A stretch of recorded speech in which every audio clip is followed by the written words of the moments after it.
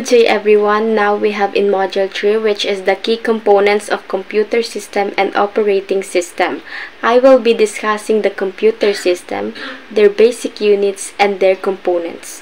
In the modern era, computer plays an important role in our daily lives, from education to business and communication to entertainment. A computer is a combination of different parts that works together to process information and provide us meaningful output. At the end of this lesson, the students will be able to explain the key components of computer system, classify the components of computer system, distinguish the difference between hardware, software, and humanware, define operating system, identify the basic concept of operating system, and discuss and enumerate the different types of operating system. First is, what is computer system? Computer system, it is the collection of entities.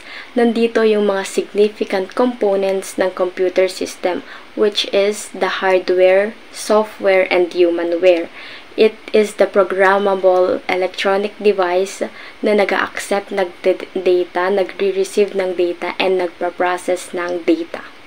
That is the definition of computer system. A computer performs 5 major operations or functions regardless dun sa size and make. So, number 1, it performs na ina-accept niya lahat ng data and instruction as input. And dito din is ini-stores yung mga data and instruction. It also process all the data as per the instruction. It also controls all the operation inside the computer, and also it give us the result in the form of output.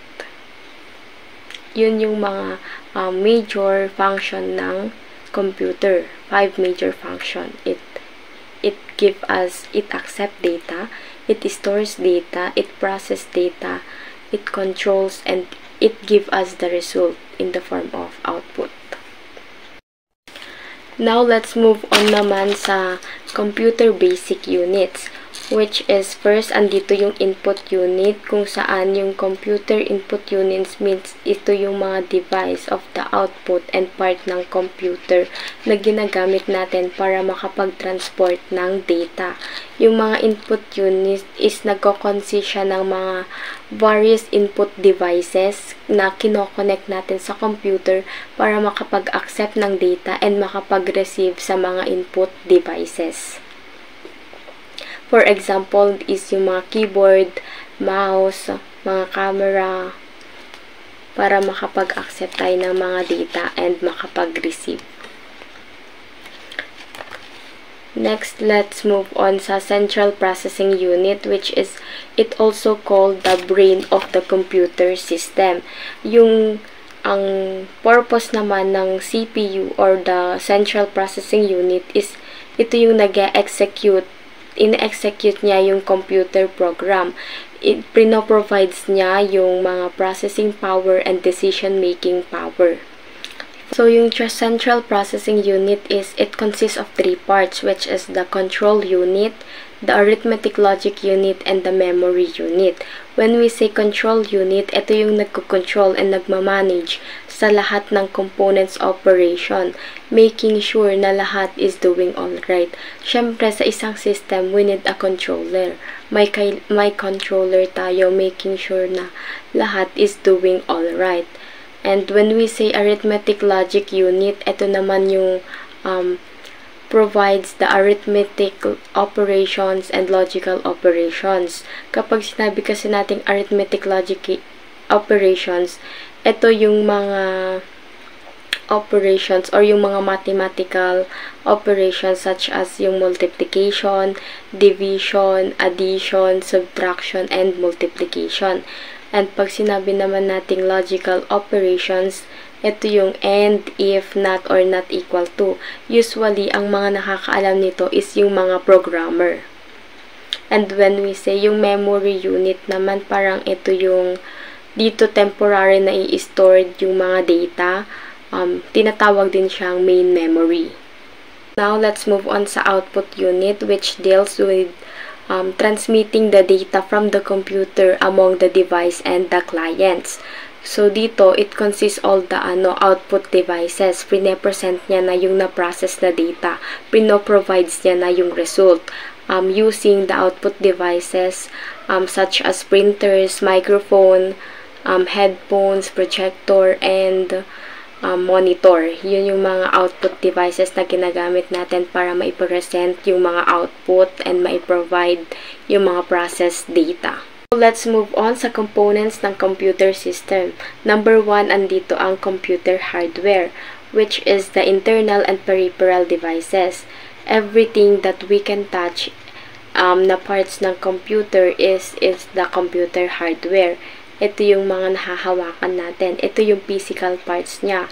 Lahat ng mga input devices, ng mga output devices, mga central processing unit, and the storage devices, lahat yan is computer hardware. Kasi nga ito yung mga physical parts ng computer, and also the computer itself, it is the computer hardware. Now naman yung pangalawa, which is the computer software. When we say computer software, it also known as the program or application. Ito yung nagbibigay ng intelligence doon sa computer. Ang computer software is na-classified into two classes, which is the system software and the application software. When we say system software, ito yung special type ng software kung saan internally used by the computer. Ito yung internally used by the computer para makapag-manage and operate siya. And when we say application software naman, ito yung directly used by the system user kung saan para makapag-perform siya ng different tasks ng computer. Ang example ng mga to is yung mga MS Word, yung mga Excels, and PowerPoint presentation. Ilan lang yun sa mga application software natin. Number 3, we have the humanware. Kapag humanware, ito yung person na nag-ooperate doon sa computer system. Ito yung nagko-command doon sa computer system kung ano yung mga kailangan i-execute na mga instruction. Kung ano yung mga i-receive or i-accept na mga data. Siya yung mag-execute. Now, let's move on naman sa computer hardware components. When we say computer hardware components, it consists all the machinery and equipment doon sa computer system. In general, nakakategorize yung mga computer hardware based doon sa 5 major operation na pine-perform ng computer system, which is yung mga input devices, mga output devices, mga processing central unit, and the mga storage devices. Yun ang mga computer hardware components natin. Ngayon naman natin talakayin ang dalawang devices. These are the input devices and output devices. So, input devices are the hardware components that allow users to enter data or commands into a computer. In simple terms, these are the devices feed information into the system. Halimbawa, kapag nagtatype ka ng keyboard, gamit ang keyboard, o kumukuha ng larawan gamit ang digital camera, ang computer ay tumatanggap ng data na ito para i-process. Next naman ay ang output device. Ang output devices are the hardware components that present or display the process information from the computer. Ibig sabihin nito, pinapakita nito ang resulta ng mga input na iyong ipinadala. Halimbawa, yung LCD monitor na nagpapakita ng video at larawan habang ang printer ay naglalabas ng hard copy at ng dokumento. Ang input devices. Input devices, ito ang mga hardware na ginagamit upang magpasok ng data o impormasyon sa isang computer. May iba't ibang uri ng input devices depende sa kung anong klase ng data ang kailangang ipasok. Teksto, imahe, tunog, o video. These devices are widely used in the offices, schools, studios, and various other settings depending on the type of the data input. Number 1 is the input devices para sa mga teksto at image. Number 1 is keyboard. Ang keyboard ay ang pangunahing input device na ginagamit upang magpasok ng teksto at iba pang impormasyon sa computer gamit ang mga pindutan nito. Maaari itong i-connect gamit ang USB, Bluetooth para sa wireless na paggamit. Ginagamit ito sa mga opisina, paaralan at tahanan para sa pagtatype ng mga documents, email at iba pang text-based na komunikasyon. Pangalawa ay ang scanner. Ang scanner ay ginagamit upang kunin ang imahe ng isang document at gawing electronic form o digital na version nito. Sa scanner, meron tayong two types, which is yung flatbed scanner at yung handheld scanner. Ang flatbed scanner ay isang scanner kung saan inilalagay ang papel sa ibabaw ng scanner at ini-scan ang buong dokumento. Karaniwan itong ginagamit sa mga opisina, library, para sa mga digitized na mga dokumento at larawan. Sa kabilang banda, ang handheld scanner ay mas maliit at maaaring hawakan. Madalas ginagamit para sa mabisang pag-scan ng mga dokumento o larawan. Madalas itong makita sa mga retail stores o fieldwork kung saan kailangan ng portable scanning solution. Pangatlo ay ang barcode scanner. Ang barcode scanner ay kilala rin bilang point of sale or POS scanner. Ito ay ginagamit upang basahin ang mga barcode sa produkto na kadalasang ginagamit sa mga tindahan at supermarket. Mahalaga ito sa mga grocery store at retail shops para sa mga bilisang pagkuha ng impormasyon ng produkto at pagproseso ng transaksyon. Pang-apat ay ang optical mark reader or OMR. Ginagamit ito upang mabasa ang mga sagot sa multiple choice exam at forms kung saan minamarkahan ang tamang sagot. Halimbawa nito ay ang madalas nitong gamitin sa mga paaralan at testing centers sa pag-correct ng mga exam papers o surveys.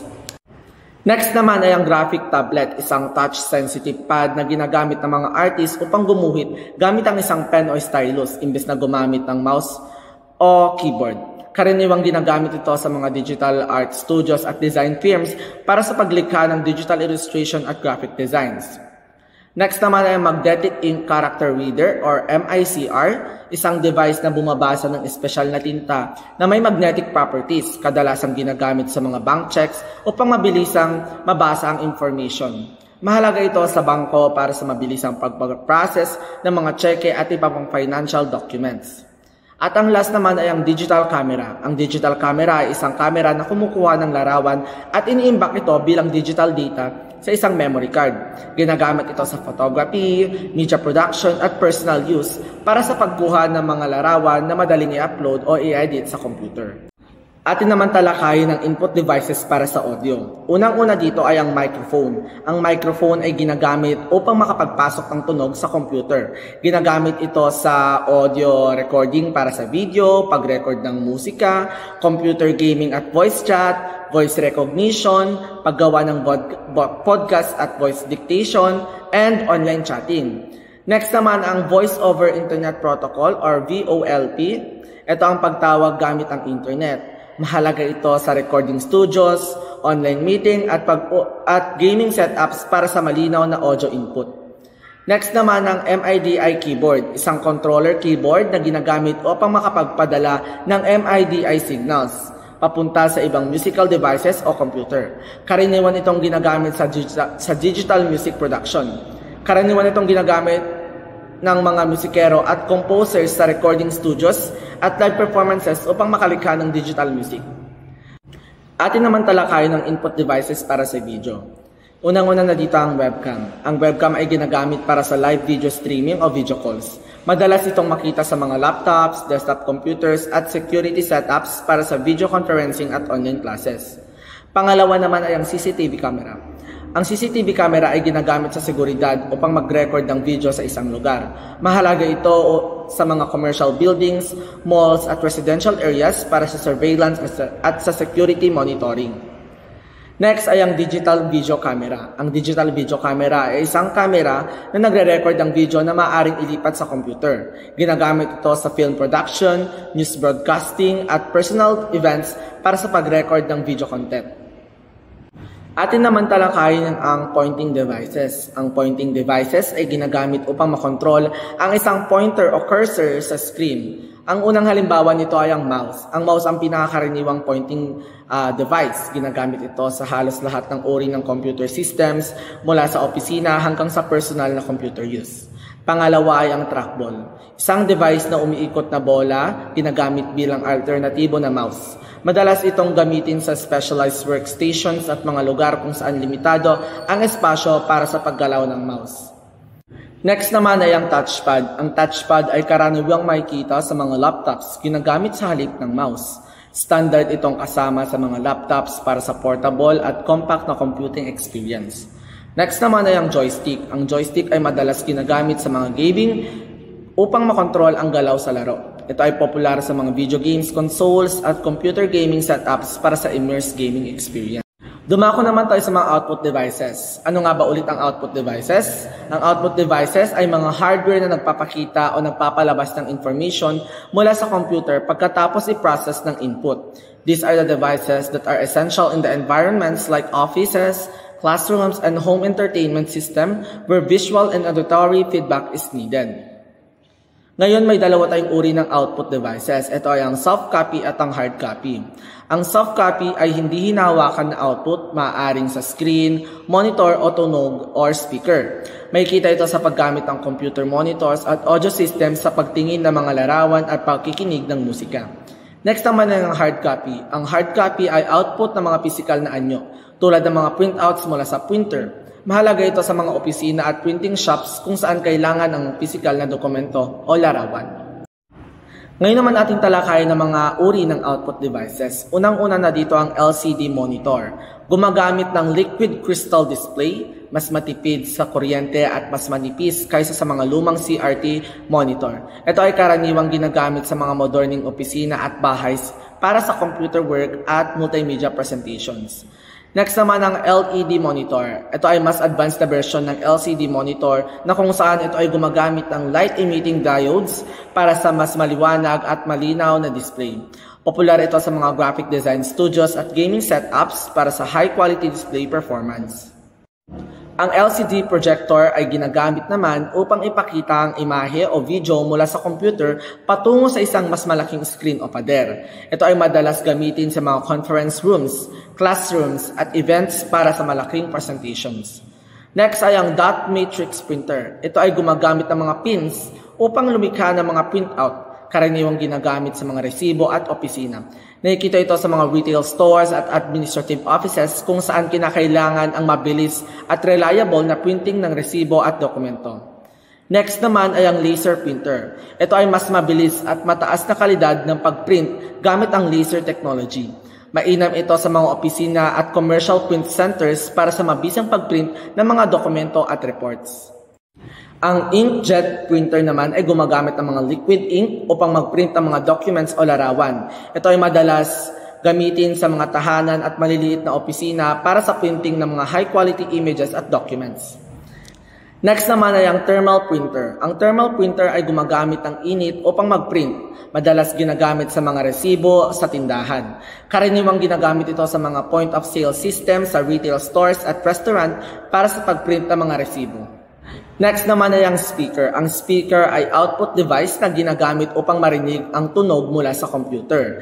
Makikita ito sa mga home entertainment systems, computers at public announcement system para sa audio input. Ang woofer naman ay isang speaker na idinisenyo upang maglabas ng malalalim na tunog. Mahalaga ito sa mga sound system at audio setups sa concert at home theaters para sa enhanced bass experience. Next naman ay ang headset. Ang headset ay isang combination ng earphones at microphones, ginagamit para sa gaming at online communications. Popular ito sa mga gamers at professionals na lagi nakikipag-online meeting o voice chatting. At ang last naman ay ang earphone. Ang earphone ay isang maliit na speaker na ginagamit sa mga tainga upang makinig sa tunog ng pribado. Madalas itong gamitin sa personal devices tulad ng smartphones at MP3 players para sa private listening experience. So now, let's proceed in storage devices. Ang storage devices ay isang kagamitan sa computer na ginagamit upang mag-imbak ng mga impormasyon, temporary man ito o permanent. Maaari din itong nasa internal o nasa external ng ating mga computer. At ito ay isang bilang ng mga kalalagyan kung saan iniingatan ang ating mga document, images, videos at iba pang mga digital na files. So, may two types tayo ng storage devices, which is the first one, the primary storage devices, that these are located internally within the CPU and hold the program instructions, input data, and intermediate results. This was generally smaller in the size and provided temporary data retention, or we call this a main brain of a computer.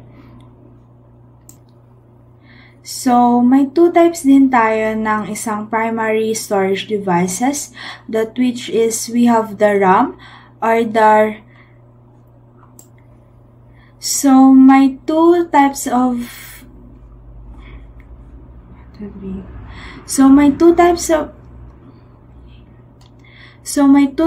primary storage devices naman tayo, which is the first one is the RAM, that this is likely a short-term memory that we store information in a currently working with, and it's fast and easy to access, but it's a temporary, so when you turn off your computer, everything in RAM disappears.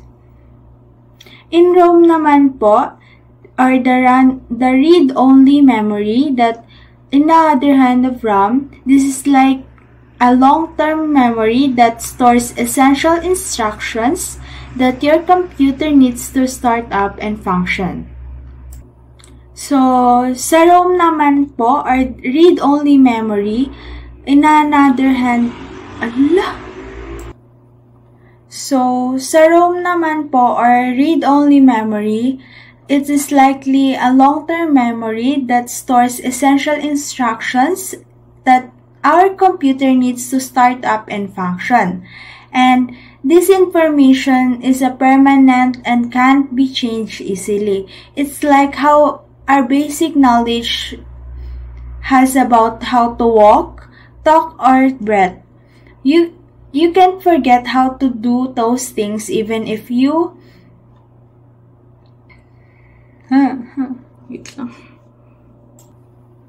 So, we have also the ROM, which is the read-only memory, that in another hand, it is likely a long-term memory that stores essential instructions that your or our computer needs to start up and functions.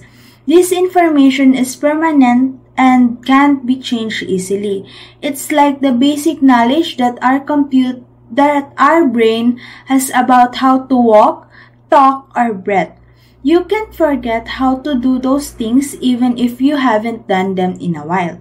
So, RAM, or the random access memory, is a temporary data, and ROM naman, or the read-only memory, which is the permanent instructions that they are both work together to make our computer function properly. Types of secondary storage: magnetic medium, non-volatile storage using magnetic patterns to store information. It uses magnetism to store data like hard drives, floppy disks, and magnetic tapes. It works by magnetizing small areas to represent binary data. Optical medium, non-volatile storage that uses laser to read-write data. To read and write data like CDs, DVDs, and Blu-ray discs, data is stored tiny tips and lands on the disk surface, which is a laser needs to retrieve information. Flash memory, solid-state, non-volatile, rewritable memory that functions like both RAM and a hard disk. Storage, data in memory cells retaining information even when power is off. Capacity refers to the amount of data storage device can hold, usually measured in bytes, example MB, GB, TB. The system unit is the main part of a computer that houses essential components like the motherboard, processor, CPU, RAM, storage, drives, and power supply. It is responsible for processing and managing all computer operations. Parts of system unit. The motherboard is the main circuit board of a computer that connects and allows communication between components like the CPU, RAM, storage, and peripheral devices. It serves as the backbone of the system, distributing power and enabling data transfer. Next is the hard disk drive, or HDD, main storage device for storing programs and data when the computer is off. Data is stored magnetically with capacity typically measured in MB, GB, or TB. Optical drive, CD or DVD, a drive that reads and writes data on removable optical discs and like CDs and DVDs. Memory or RAM, the processor's working area where operation occur during computer use, also called random access memory. It consists of memory chips that fit into slots on the motherboard. Next is microprocessor or central processing unit, CPU. The computer on a chip and is the device which actually execute an instructions. Microprocessor or central processing unit, CPU. The computer on a chip and is the device which actually executes the instructions. Components of the CPU: control unit, arithmetic logic unit, registers. Next is computer power supply, provides electrical power to all components within the computer. And heat sink, a cooling system placed on top of the CPU. The heat sink draws heat into its fin and the fan blows air through the fins, helping to keep the CPU cool and preventing overheating. Network card, installed in the PCI slot, the network card enables broadband connection, example cable or DSL.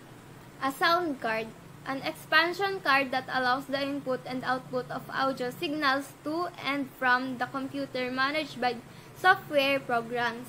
And next is graphic card, an expansion card that processes and outputs images to display, enhancing the visual performance of the computer. Chipset, a collection of chips that provide the switching circuitry necessary to move data throughout the computer. And next, cooling fan, a fan used for cooling purposes to prevent the computer from overheating. Next is CMOS battery. It provides the power to the CMOS when the computer is turned off, ensuring the storage of system settings. Types of CMOS battery: external battery, onboard battery, built-in battery. IDE, Integrated Drive Electronics Controller, responsible for controlling the hard drive and CD-ROM. Next is SATA, Serial Advanced Technology Attachment Controller. An upgrade to the IDE controller, it is responsible for controlling the hard drive and CD-ROM, offering faster data transfer speeds. Computer software. Ang computer software ay binubuo ng programs at procedures na nagtuturo sa computer kung paano gawin ang task. At typically, computer software is categorized into two, which is the system software at application software. System software. Ito ang software na namamahala sa mga hardware ng computer at tumutulong sa users at application na gumana ng maayos. Ito ang types ng system software. Una, meron tayong operating system. Ang operating system ang nagmamanage ng application at resources ng computer tulad ng memory, files at devices. Example nito ang Windows, Linux, at Androids. Ito naman ang mga iba't ibang functions ng operating system. Memory management. Ito ang nag-allocate ng memory sa bawat program na tumatakbo. Kapag maraming programs na naka-open, ang operating system ang nag-aayos ng memory para hindi magkaroon ng conflict at bumagal ang pagtakbo ng computer. Ng iba't ibang programs ng computer ang CPU, memory, at iba pang resources nito. Halimbawa, kapag may dalawang application na nakabukas o tumatakbo, sinisigurado ng operating system na parehong gumagana ng maayos ang mga ito. Backing store management. Tinutulungan ng operating system ang computer sa pag-store at pag-retrieve ng mga files sa hard drive. Halimbawa, kapag nagse-save ka ng file, ang operating system ang nag-organize kung saan ito ilalagay para madaling mahanap ulit. Interrupt handling. Ang interrupt ay isang signal na nagpapahinto sa isang process para magbigay daan sa mga mas mahalagang gawain. Halimbawa, kapag may error ang isang application, ang operating system ay nagpapakita ng error message. Process management. Responsable ang operating system sa paggawa, pagtakbo, at pagtanggal ng mga processes o program na tumatakbo. Tinitiyak nito na maayos ang paglipat mula sa isang process patungo sa ibang process. File management. Ang operating system ang nag-organize ng mga files sa storage. Ito ang nagde-determine kung paano i-store, pangalanan, at protektahan ang mga files para hindi ito madaling makurap o mawala. Device management. Pinapangasiwaan ng operating system ang lahat ng devices na nakakabit sa computer, katulad ng printer, keyboard, at mouse. Inaasikaso nito ang communication sa pagitan ng mga devices at mga program. I/O System Management. Isa itong abstraction layer na nagtatago ng mga technical na detalye ng mga hardware mula sa mga user. Ibig sabihin, hindi mo kailangang intindihin kung paano gumana ang isang keyboard o mouse internally. Ang mahalaga, gumagana sila. Secondary Storage Management. Ang operating system ang namamahala sa storage system para sa long-term data, tulad ng hard drives at SSDs. Sinisigurado nitong maayos ang pag-access sa mga nakasave na files. Security. Protection ito ng mga computer laban sa mga virus, hackers, mga hacking, at hindi authorized na pag-access. Halimbawa nito ang logins at firewalls para sa more security ng iyong devices. Command interpretation. Tumatanggap at nagpapaliwanag ng commands mula sa user, tulad ng pag-type ng command sa terminal command prompt. Halimbawa, nag-type ka ng dir sa Windows command prompt at binuksan niya o ipinakita nito ang buong listahan ng files sa isang folder. Networking. Ang operating system pinapayagan niya ang computer na makipag-ugnayan pa sa ibang devices sa isang network, tulad ng pag-connect ng Wi-Fi o sa mga ginagawang file sharing ng mga computer. Job accounting. Sinusubaybayan ng operating system kung gaano karaming oras at resources ang ginagamit sa bawat application. Mahalaga ito lalo na sa mga multi-user system. Communication management. Tinitiyak dito na maayos ang pagpapasa ng data sa pagitan ng user at software tools na katulad ng compilers at ng mga interpreters na mahalaga sa programming at system operations. So, let's move on in types of operating system. That we have the batch operating system, the multitasking or time-sharing operating system, the distributed operating system, the real-time operating system, the network operating system, and the lastly is the mobile operating system. So the first one is the batch operating system that were developed in the 1950s and 1960s when computers were large and expensive machines that they were used to process data in batches such as payroll or inventory management. This batch operating system works in users prepare their jobs offline and submit them to the computer operator, and the operator groups jobs with similar requirements in two batches, and the operator system executes the job in the batches that sequentially or one by one without any user direct interactions. And the output for this is once a job is complete, the output is stored in an output spools for later printing or processing. We have two main types of batch operating system, which is the simple batch system that jobs are executed in the order they are received using a first-come, first-served approach. And the multi-program batch operating system naman, from the word multi, it's a multiple jobs are loaded into memory that simultaneously, and the operating system switches between them to maximize CPU utilization. Example for this is the payroll processing and the transaction or bank statements processing. Time-sharing operating system naman, it works in time slice or quantum that the operating system uses scheduling algorithm like round-robin or priority-based that decided which process gets the CPU next, and how these multiple programs resides in memory that allowing the CPU to switch between them quickly.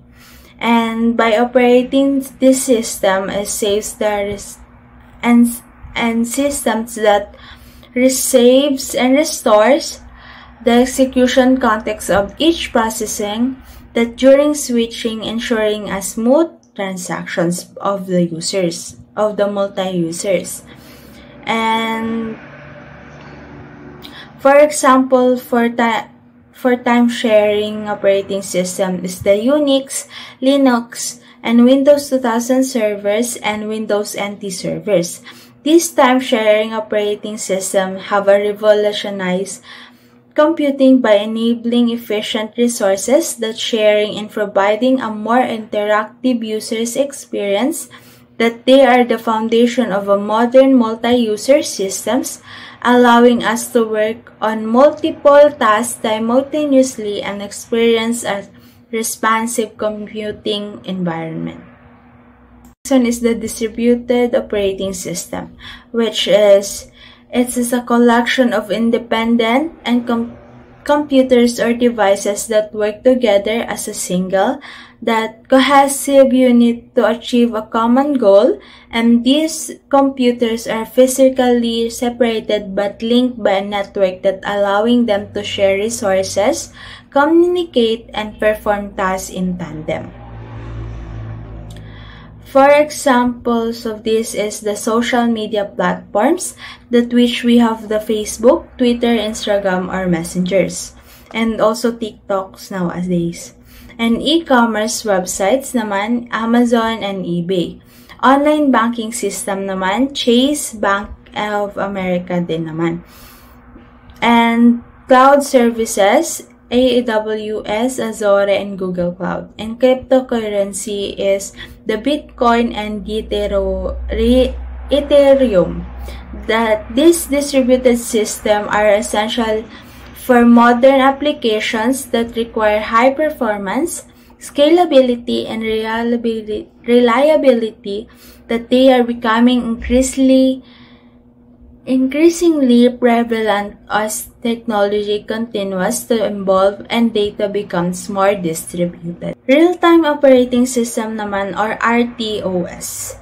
This was a special operating system that designed for application that requires strict time constraints, and unlike general purpose operating system or the GPOS, are likely Windows or Mac OS, the RTOS is prioritize predictability and responsiveness over other factors. They are commonly used in embedded systems that industry control and other applications where delays can have serious consequences. And we have a types of RTOS, which is the hard real-time, that a system is guaranteed the task will completely within their deadlines, even under extreme conditions, that failure to meet deadlines can lead to systems failure. And soft real-time system naman, this system strives to meet deadlines but allow for occasionally deadlines or delays, that missing deadlines might result in degraded performance but not system failure. In firm real-time naman, both systems fall between hard and soft real-time siya, that focusing on meeting deadlines but with a tolerance of occasional missed deadlines. This RTOS, or real-time operating system, was essential for applications where time is critical, that they provide the predictability and responsiveness that needed to ensure system stability and reliability in demanding environment. Network operating system. This system is a software that manage of computer network that allowing multiple devices to communicate and share resources, that it acts as a central control point of the network, that providing services and features that enable to seamless collaboration and resource sharing.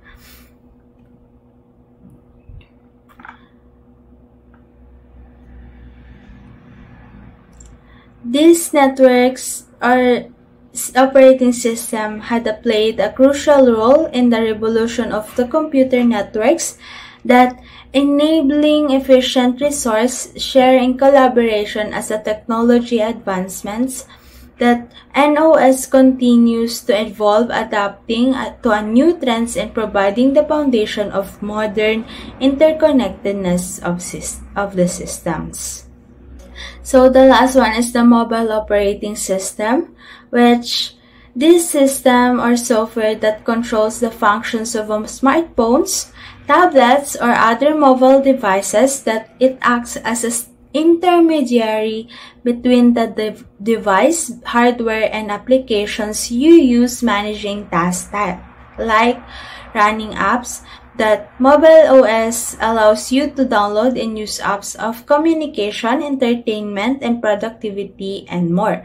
In managing resources naman, it's allocate memory, process power, and network access efficiently. In providing a user interface naman, they offer a touch-friendly interface for interacting with the device.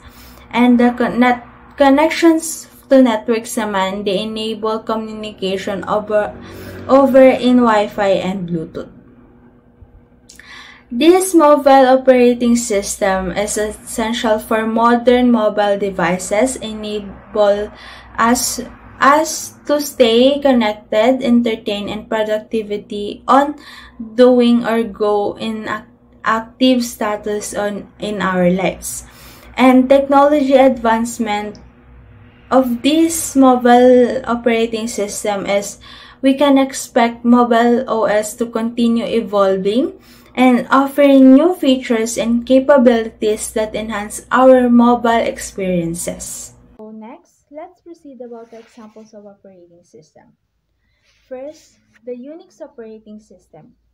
This system was first created in Bell Labs way back in the 1960s. And it became popular in the 1970s for a high-level computing, but not on the consumer level. But since a lot of internet services were originally hosted by Unix machines, this platform gained tremendous popularity in the 1990s. It still leads the industry on the most common operating system for web servers. And the Macintosh OS, or the Mac OS, which developed by Apple Computer in January 24, 1984. It was a pre-installed Macintosh 128K model computer that Mac OS is credited for the widely used features of every OS to date.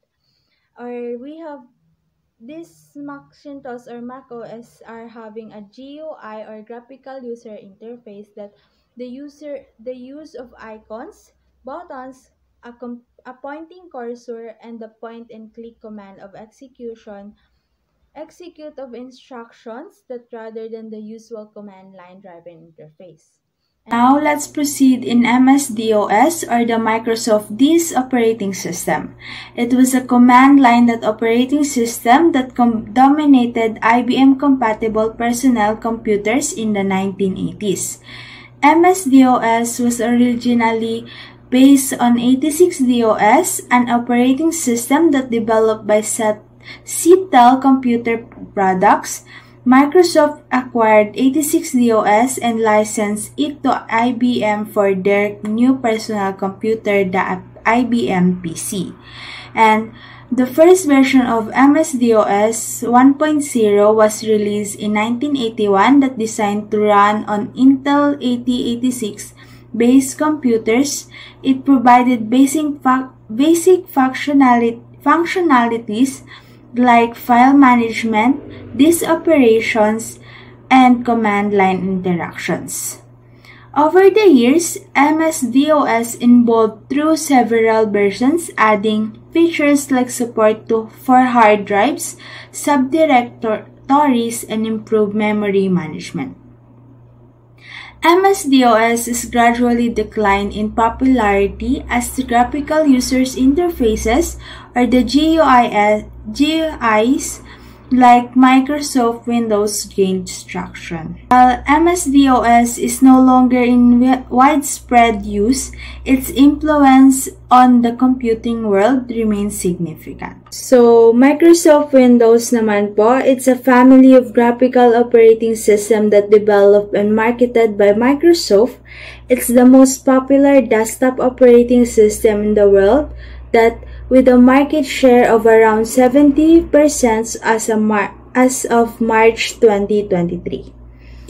This is the first version of Windows that was released in 1985 as a graphical shell of MS-DOS. It's responding to the growing interest to graphical users interface, or the GUIS. And the Windows 9X lines, or the Windows 95, 98, and ME, which aim at the consumer market, offering a more integrated experience with MS-DOS. The Windows NT line, Windows NT 3.1, 3.5, and 4.0, and Windows 2000 was designed for businesses and enterprises, focusing on stability and security. And the Windows XP, released in 2001, unified the Windows 9X and NT lines, becoming a highly successful and widely adopted operating system.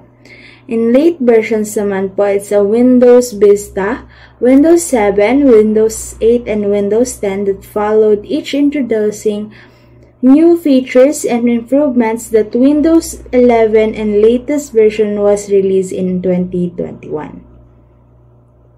So this Windows continues to evolve with new versions released regularly, incorporating the advancement in technology, security, and user's experience.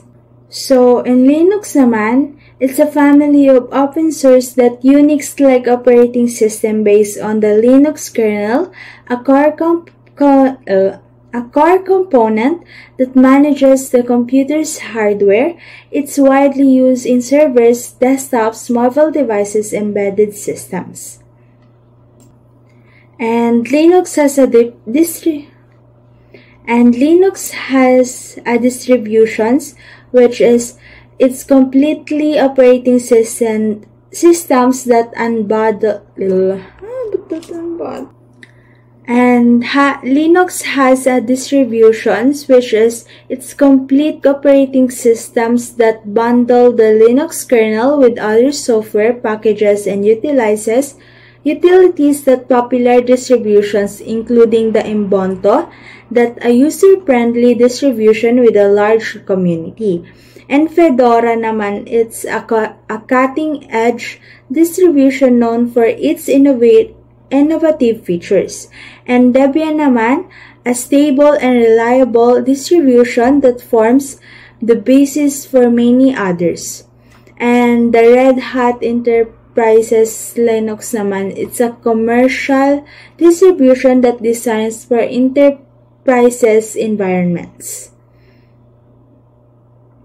This Linux continues to evolve and innovate with new features and distributions emerging regularly. Its open source nature, versatility, and security that make it a powerful and popular choice for a wide range of users and applications. Let's proceed and utilities programs. Ito ay isang maliliit at makapangyarihang mga programa na may limitadong kakayahan na may mga pangunahing layunin na panatiling maayos ang pagtakbo ng sistema ng mga computers. Examples for file management of this is diagnosing problems and finding output informations. And in utility programs examples naman, it is a copy, paste, delete, and file searching, disk defragmenter, and disk cleanup. So, ang example naman for file management is diagnosing problem and finding output informations. And utility programs example naman is for copy, paste, delete, and file searching, disk defragmenter, and disk cleanup. So,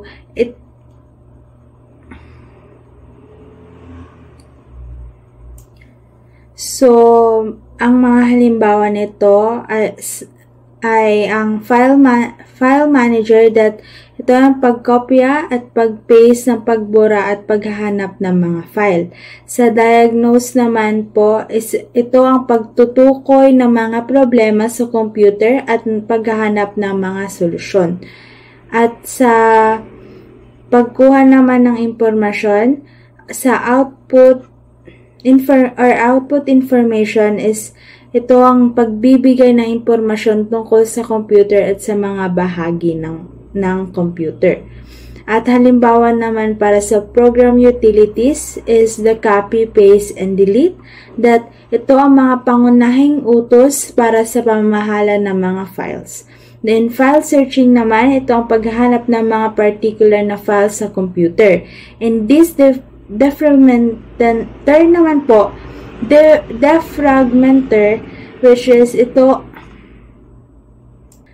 Sa disk defragmenter naman po, ito ang pag-aayos ng mga fragmented files sa hard drive para sa mas mahusay na pagganap.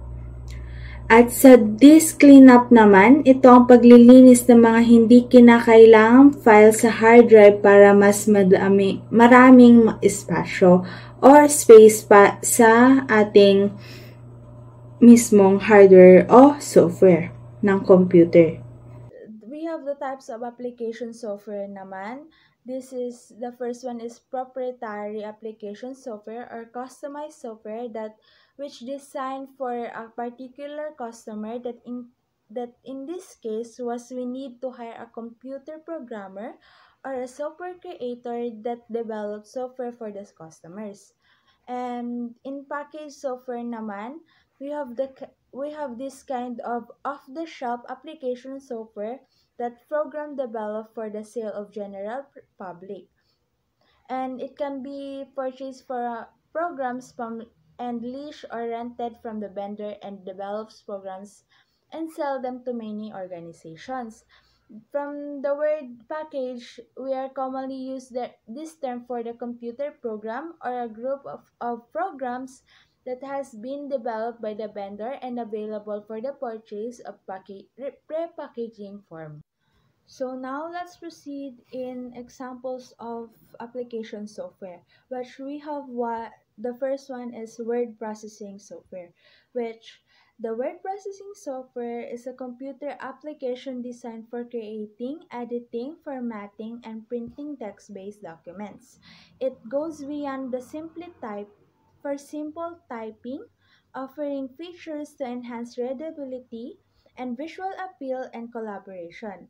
It involves from basic text editors to sophisticated tools with features like spell and grammar checking, image insertion, advanced formatting options, and real-time collaboration.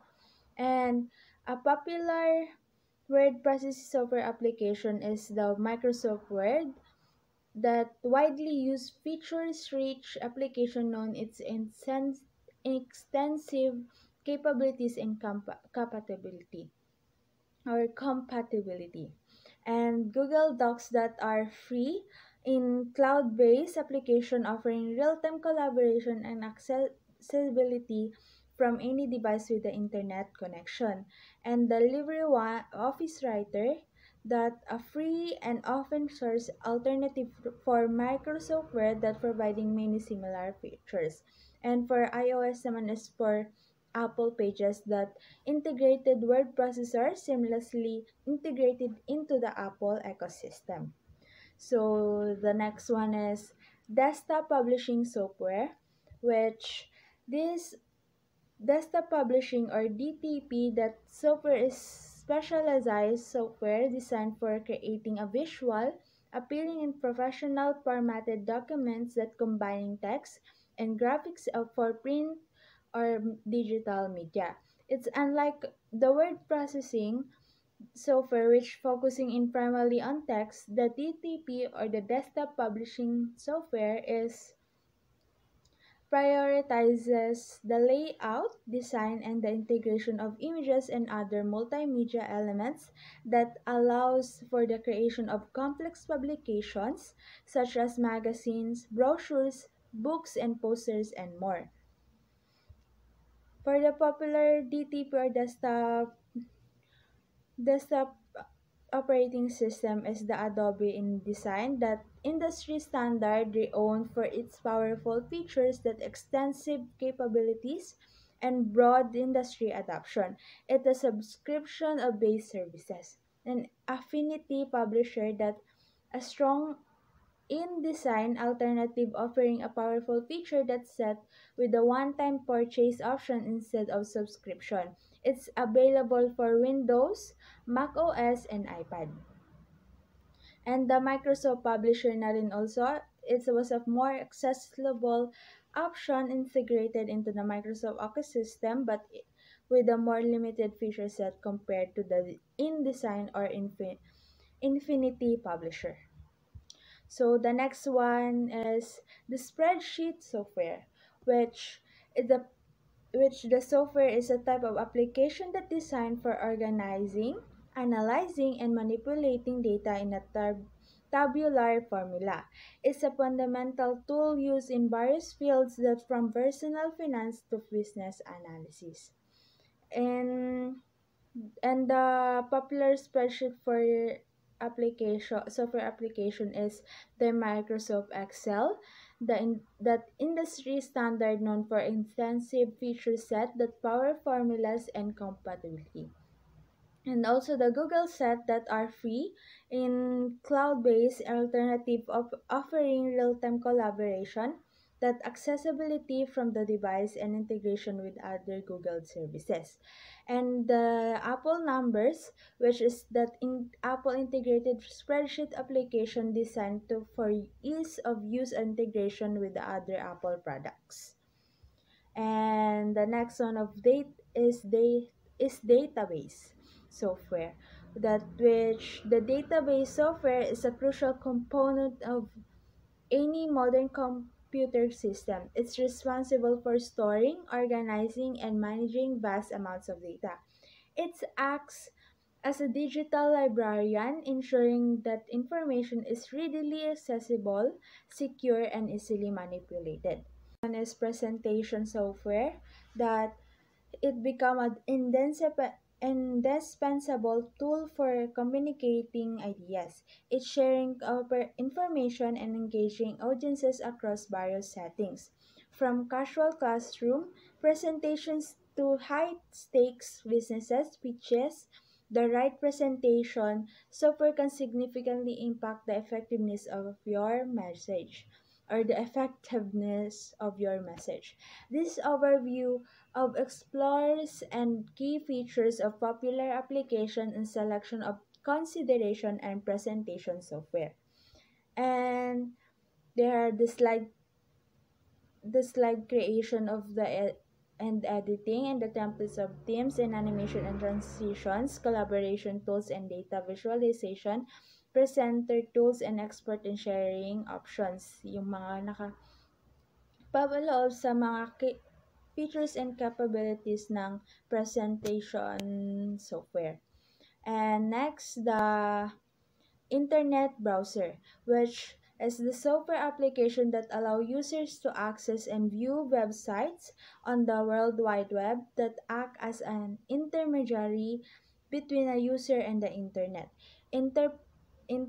and interpreting the code of web page and displaying them in the user-friendly format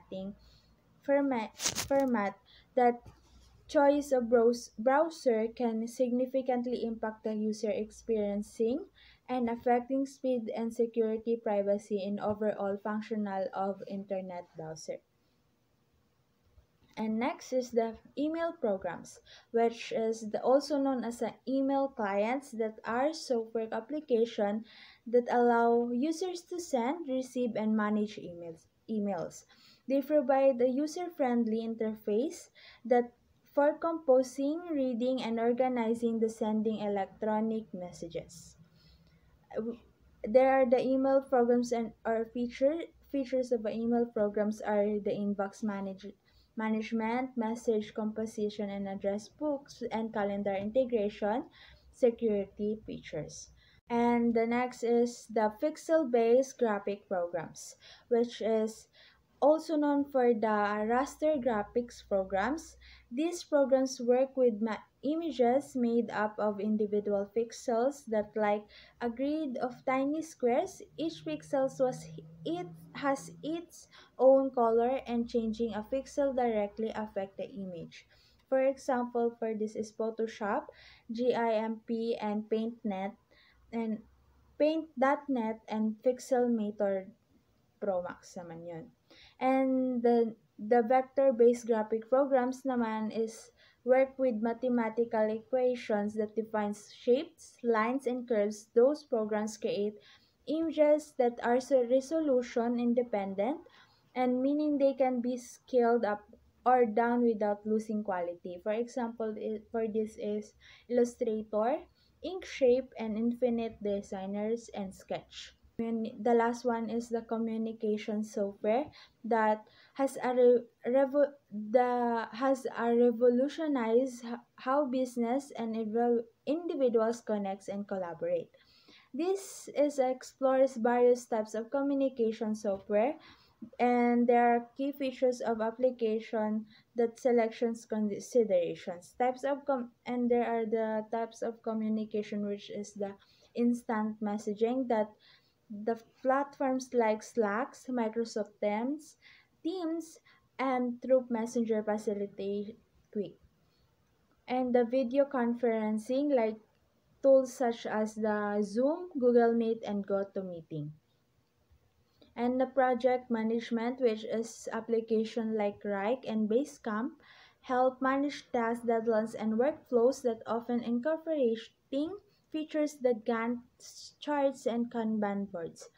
And the unified communication naman po is platforms like Ring Central and GoToConnect integrate multiple communication features that voice, video, and messaging file sharing. In capabilities of software naman, this encompasses the tasks and functions that particular software program can perform.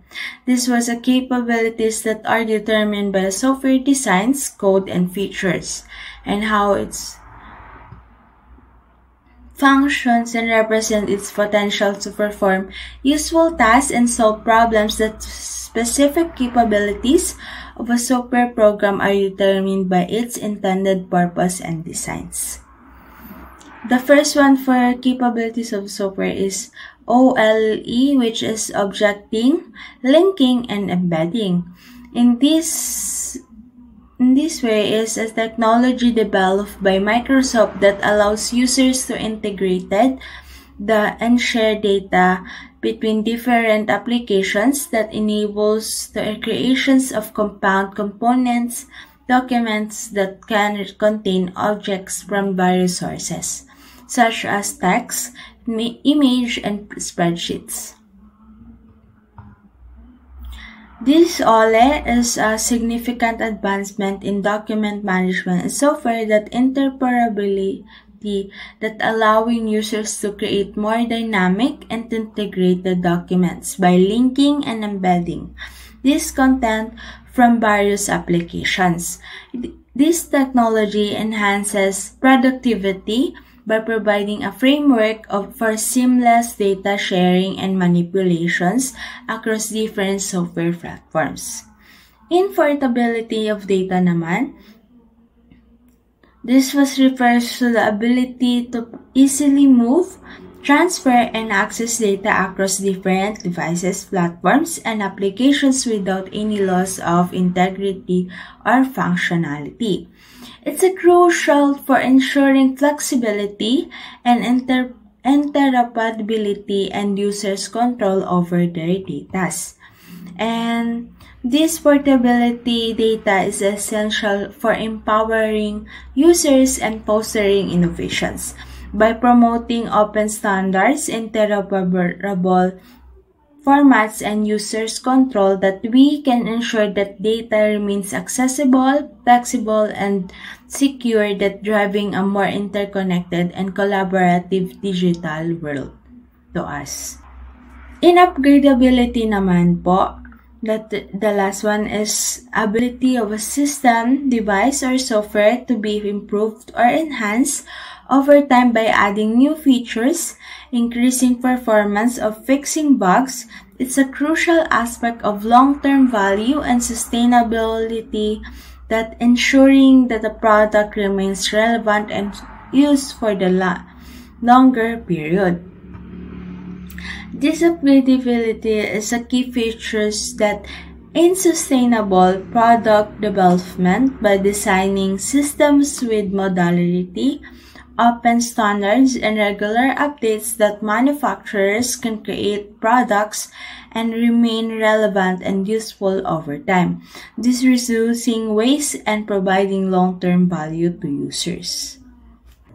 So let's move on in humanware. Humanware is a term that emphasizes the human element in technology. While not a standard technical term, that it captures the idea that technology is designed for and used by people. While humanware might not be a common term, it serves as a reminder that technology is ultimately created for and used by people. By understanding this human element is crucial for developing effective and responsible technology. So we have different types of humanware. That the first one is the computer engineers, which is sila ay ang mga professional na nagdidisenyo at nag-a-apply ng mga software upang matugunan ang mga pangangailangan ng isang particular na industriya o sektor. Ang ginagawa nila ay ang pagdedesenyo ng software, pag-a-apply ng software at paglutas ng problema sa software at pagsusuri na rin dito sa ating software devices. Pangalawa naman ang software engineers, that they are the primary responsible for designs and development to the software for the compute of the computers. Sila naman ang mga professional na pangunahing nagdedesenyo at nagpapaunlad ng mga software para sa mga computer natin. Ang ginagawa nila ay pagdedesenyo, pag-encode, pagsubok o pagsusuri ng mga software natin, at pagpapanatili ng ayos at pagpapabuti ng mga umiiral sa software upang matiyak ang maayos na paggana nito. Sa information technology specialist naman, sila ay mga professional na may pananagutan sa pagpaplano at pag-coordinate ng pag-install, pagpapatakbo at pagpapa-troubleshoot at pagpapanatili ng mga software at hardware system ng ating mga computer. Sa madaling salita, sila ang mga espesyalista sa IT or information technology, that ang mga tagapagpamahala ng mga sistema ng computer na nagsisiguro na ang mga software at hardware ay gumagana ng maayos at epektibo.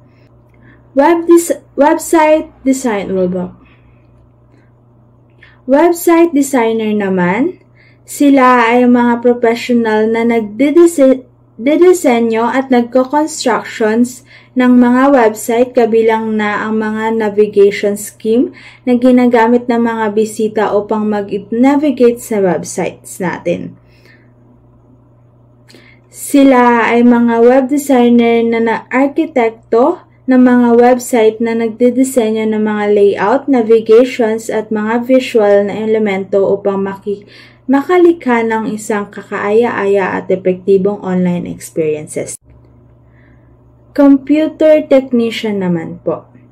Sila ay mga tekniko ng computer na mga professional at responsible sa pag-aayos at pagpapanatili ng mga computer at mga server natin. Sila ang pag-aayos, pagpapanatili at pag-install and troubleshooting at pagbibigay ng suporta sa ating computers. Sa madaling salita, sila ay mga tekniko ng computer at mga tagapag-alaga ng mga computer at server na nagsisiguro din ng mga ito sa maayos na kondisyon at gumagana ng maayos ang ating mga computer systems. Computer operator naman po, sila naman ang mga professional at responsible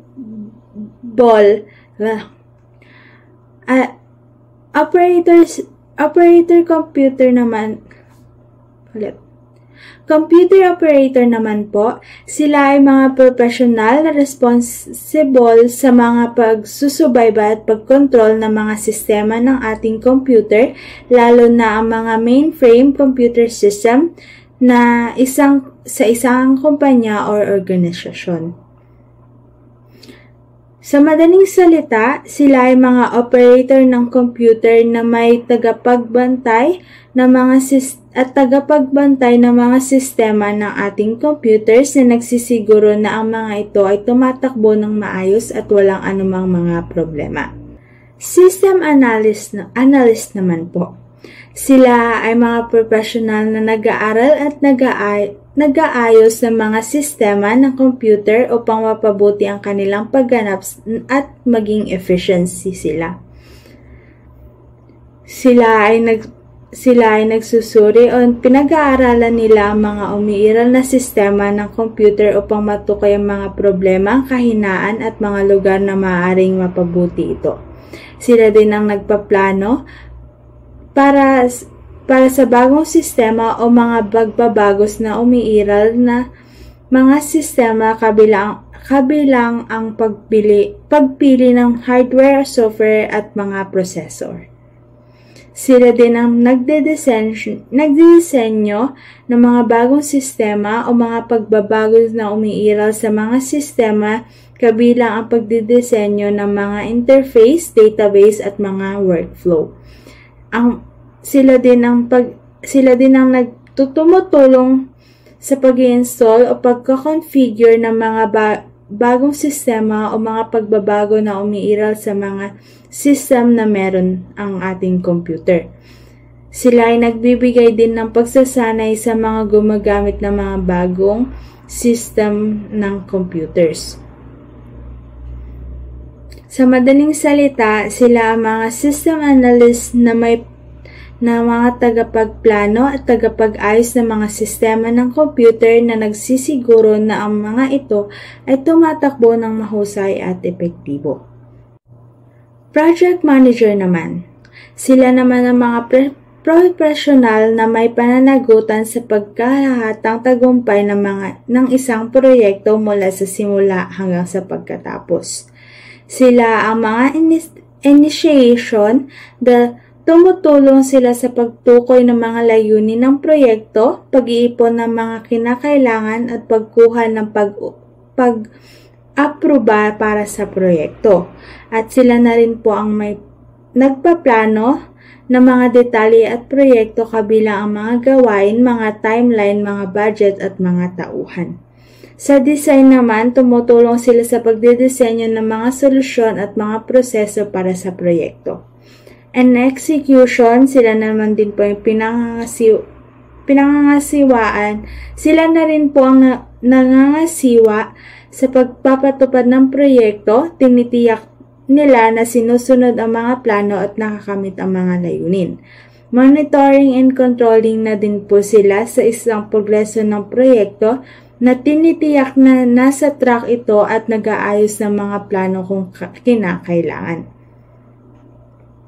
Sila na din ang nangangasiwa sa mga pagtatapos ng proyekto at tinitiyak na nakamit ang mga layunin at nagdokumento ng mga aral na natutunan. Sa madaling salita, sila ang mga project manager na may mga pinuno ng proyekto na nagsisiguro na ang mga proyekto ay nakompleto ng maayos at epektibo. Programmer naman po. Sila ay mga espesyalista sa larangan ng computer programming.